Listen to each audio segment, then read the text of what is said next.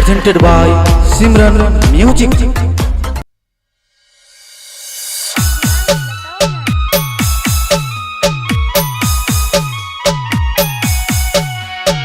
Music director DJ Rakesh Mustafapur Vaishali.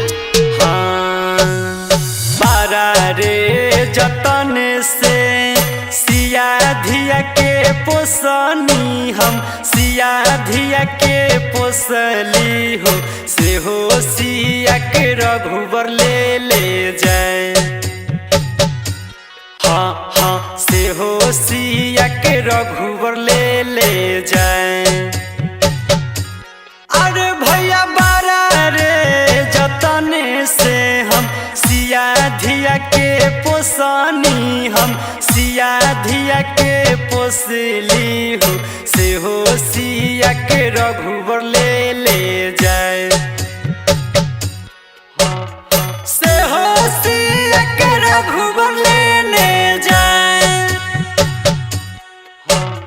से हो सिया के रघुवर ले जाए। Music director DJ Rakesh Mustafapur Vaishali.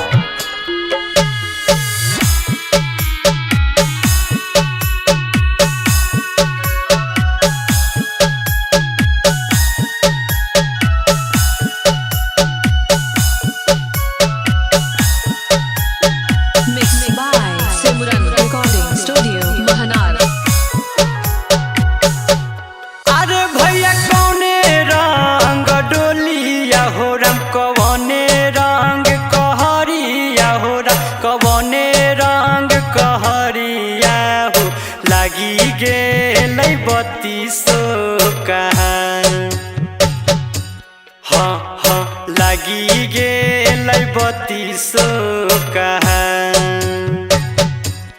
अरे भैया कौने रंग डोलिया हो रंग कौने रंग कहरिया हो रंग कौने रंग कहरिया हो लागी गेलै बत्तीसो कहाँ।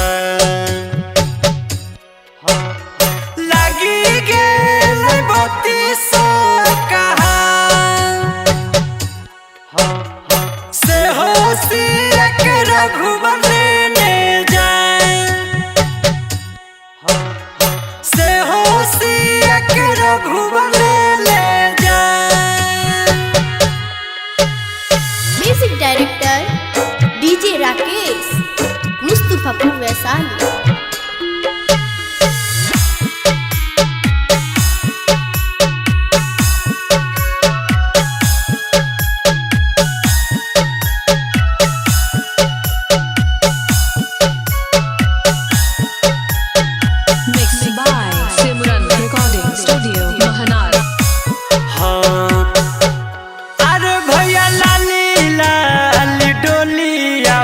सबूजी रंग ओ हरिया हो रम सबूजी रंग ओ हरिया हो लागी गेलै बत्तीसो कहाँ। हाँ हाँ लागी गेलै बत्तीसो कहाँ।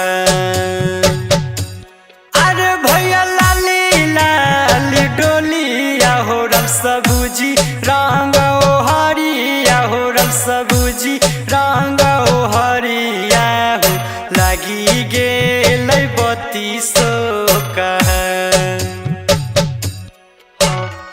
लागी गेलै बत्तीसो कहाँ। से हो सिया के रघुवर ले जाए। से हो सिया के रघुवर ले जाए। Music director DJ Rakesh Mustafapur Vaishali.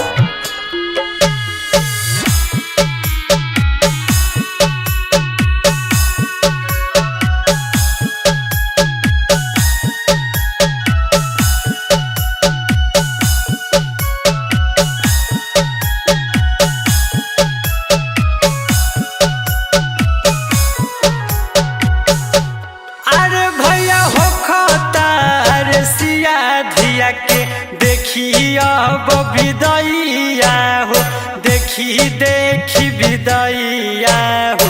राजकुमार मिथुन बोले ना पाए, हाँ हाँ राजकुमार मिथुन बोले ना पाए। अरे भैया हो खतार सिया धिया के देखी अब विदैया हो, देखी हाय विदैया हो। राजकुमार